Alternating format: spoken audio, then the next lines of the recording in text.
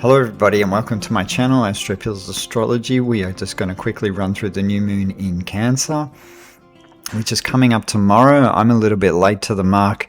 I've just been very busy finishing off a few projects, and I've got a presentation to do this weekend for Acupuncture, but it's just been kind of a busy-ish month. The time slips away between these new moons and full moons. But I also wanted to mention that next in the month of September, I'll give you guys the exact date. So there'll be plenty of notice, but I'm going to be doing a live with Lydia Lee, who's going to become an author on Chinese astrology. I've already got my own book on Chinese astrology on my website, but we're going to do a really cool I want to interview her. We're going to run through her book, and then of course we're going to run through charts, and it's going to be live. So if anyone wants to jump in and give their dates of birth, we can give them a brief rundown on their Chinese astrology. And yeah, this is going to be exciting because I love talking about this. And during this new moon, we've actually entered the Yin-Wood goat month.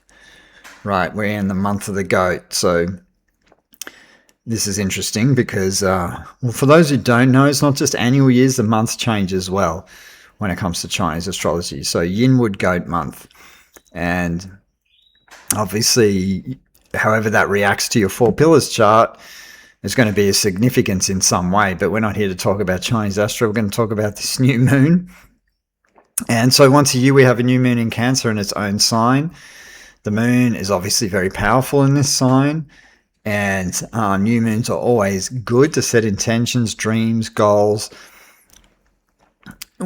Of course, where it falls within your birth natal chart, right? This is what we want to pay attention to. But a new moon generally means that the moon is invisible at this time, right? And in the sign of Cancer, when the moon is in Cancer, right, is operating at its full strength. Why? Because it's under rulership. So moon is in the sign of Cancer. Generally, moon's in the sign of Cancer, right? Or Cancerian. When the moon's in Cancer, we can react very sensitively, and at times we can be oversensitive and protective as well, right? So in order to feel secure under this new moon coming up, we can nurture ourselves and we can nurture others, right? Because the moon's all about how we seek security, and in the sign of Cancer, Cancer is a very family-orientated, warm, nurturing, and you want to feel nice and safe and secure, right? So at this time, right, we can be extremely sensitive to moods and reactions to others, and can also be at the mercy of our own moods, right? Because this is, Cancer is highly sensitive. So the sensitivity of Cancer will enhance our intuitions and our emotions, right?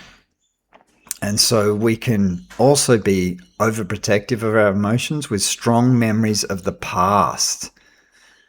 So therefore, it's a good time to set intentions to release issues from the past emotions and things like this, right? Because there's when we look at the moon, right, interestingly enough, the moon is considered very comfortable in the third house, and the third house, generally has a mercurial subtone.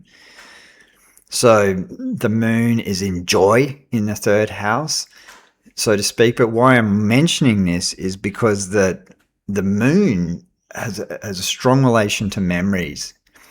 And a lot of people who have the moon in the third house can have extremely good memories, obviously depending on how it's aspected. And so when we think of the sign of Cancer, Cancer is deeply tied to family, home, and ancestry. So there can be very strong feelings towards those areas, right?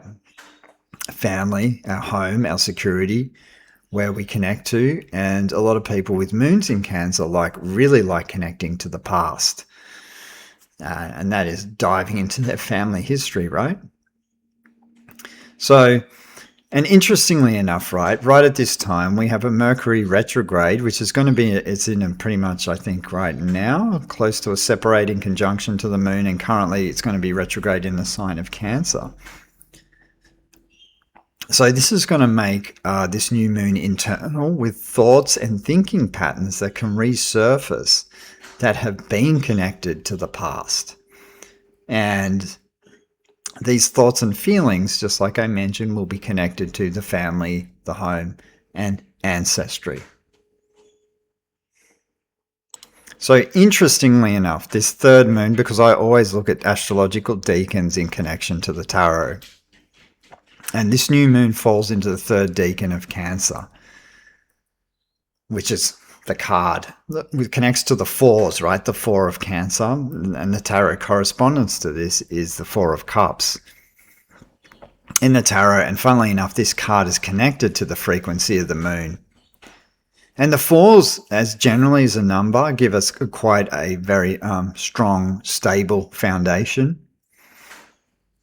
But the qualities of this card in connection to this moon are serenity, tolerance, optimism, and intuition.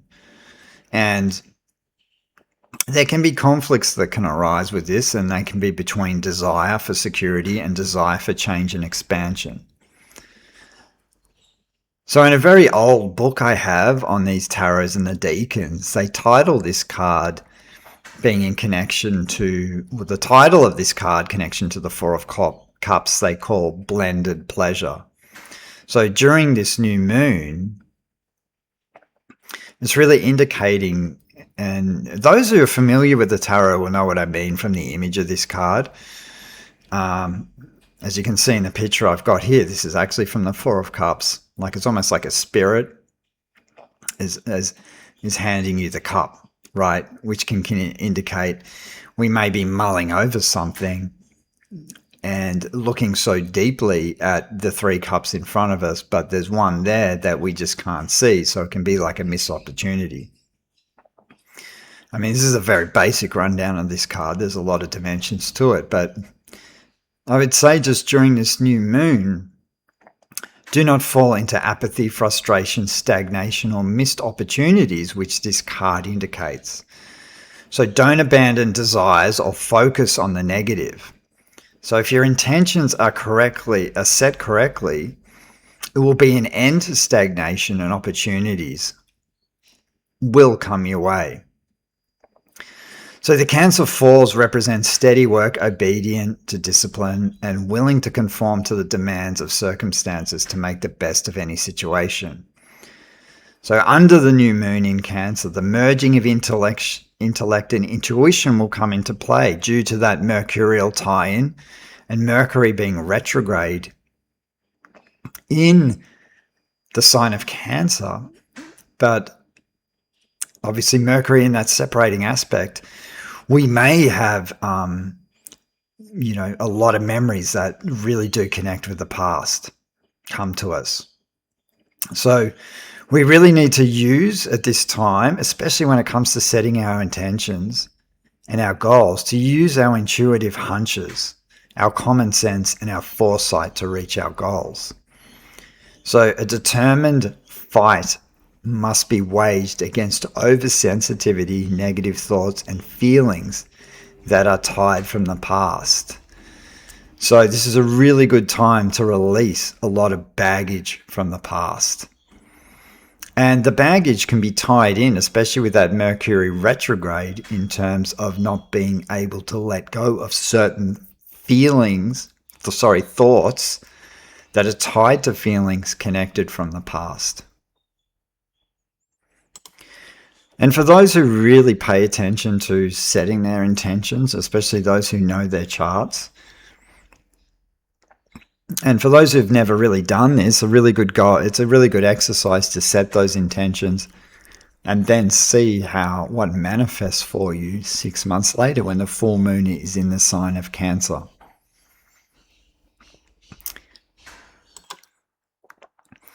Now, the Sabian symbol for this new moon reads at 22 degrees of Cancer. And the symbol is a woman awaiting a sailboat. And the theme is being in the right place at the right time. So this symbol speaks to waiting for the right opportunity or time to act.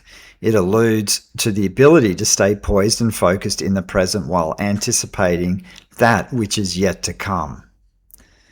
The image of a woman awaiting a sailboat emphasizes the importance of thinking positive.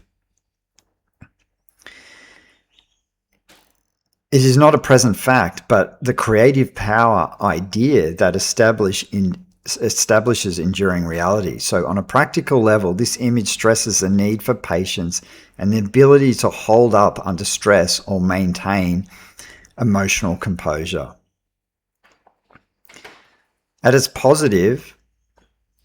highest, this symbol represents an intuitive understanding of the meaning to be discovered in synchronicity, or the convergence of chance events, and the vision required to accurately predict the outcome of any situation. On the negative, superstitious behavior or lack of initiative, and a blind dependence on luck. So the accent is on anticipation, and you may find yourself frustrated by delays, particularly with the Mercury retrograde going on. Retrograde periods are always introspective times, but they also create delays. And